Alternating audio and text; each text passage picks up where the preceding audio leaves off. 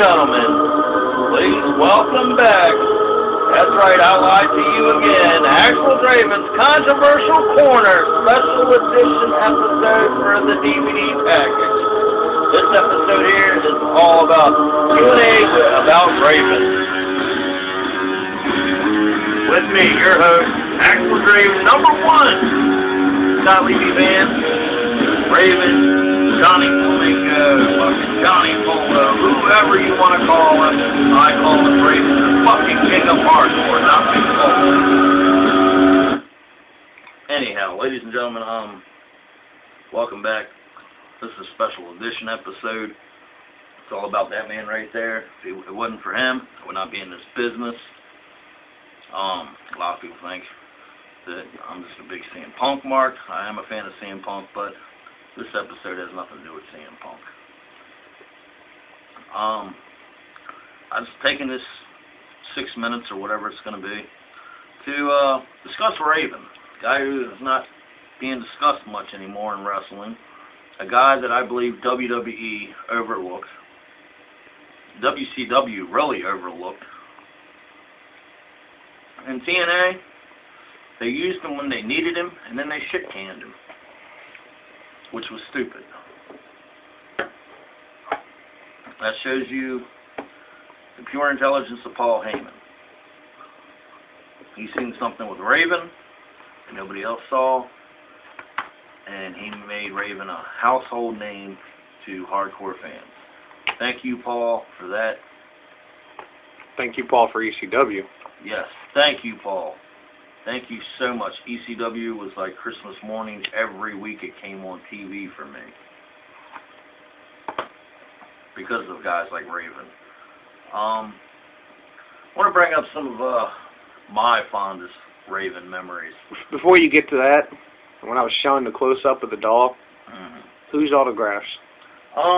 Well, one Shane Douglas, which is on the sleeve that you've probably seen, and the other one, God rest his soul, was Chris Kanyon. I met both of those guys at ACW in Annapolis, Maryland, about 2 months before Chris died. And Draven was supposed to be there, go figure, to verse Sabu. They were both, I believe, under contract with TNA at the time, and TNA was being anal and would not let them fulfill their duties for ACW. But it was all good because I got to meet Chris Kanyon. I talked to Chris. He's a very nice guy. He was willing to help out a lot of my friends in training.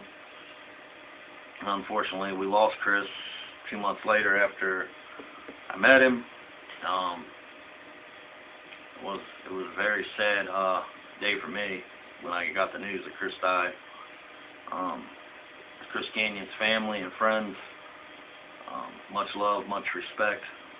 Chris will be missed.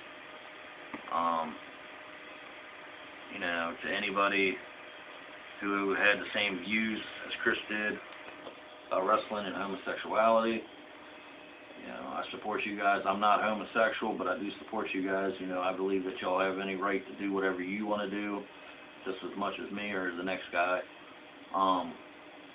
Anyhow, long live Chris. Hope you're proud of, you know, things that I do in the ring and other fans of yours who are in this business. But back to Draven, we will do an episode truly for Chris Kanyon, Chris Benoit, Eddie Guerrero, and all the other fallen greats of ECW. Please stay tuned for that one, and I hope to God you people comment on that one and hit a bunch of like buttons. But anyhow, like I said, you know, like Shane Douglas and Draven, they had some hellacious feuds. Like in TNA when Shane shaved Raven's head and then Vampiro pops up. Another great feud, TNA. Thank you, TNA, for doing that because I thought that was an awesome story. Draven versus Vampiro. The whole Draven throwing Vampiro over the ropes and hanging him, which started, ladies and gentlemen, in case you didn't know this, XMW's Hangman's match that me and Izzy Insane did. That inspired me to do that match. Then I think back on the bullshit match with one of WWE's greatest talents of all time, the Phenom, The Undertaker, versus Raven. They send Raven out there. Okay, this guy's fought everybody from Tommy Dreamer, Sandman, to, you know, fucking Goldberg. And you stick him in the ring with The Undertaker and he loses in like 2.5 seconds. Really? You let a guy like Jeff Hardy last 15 minutes with Undertaker? Come on, man. Vince, there you go again. Retard moment. Don't forget the greatest feud ever, Tommy Dreamer and Raven. Yes. The greatest feud ever, Tommy Dreamer versus Raven. Tommy, I love you, guy. You and Raven had some wild ones. Tommy Dreamer wouldn't be what he is today if it wasn't for Raven. And all out honesty, I'd have to say the same thing for Raven. I believe that without those two guys, I believe neither one of them would be as big as they were.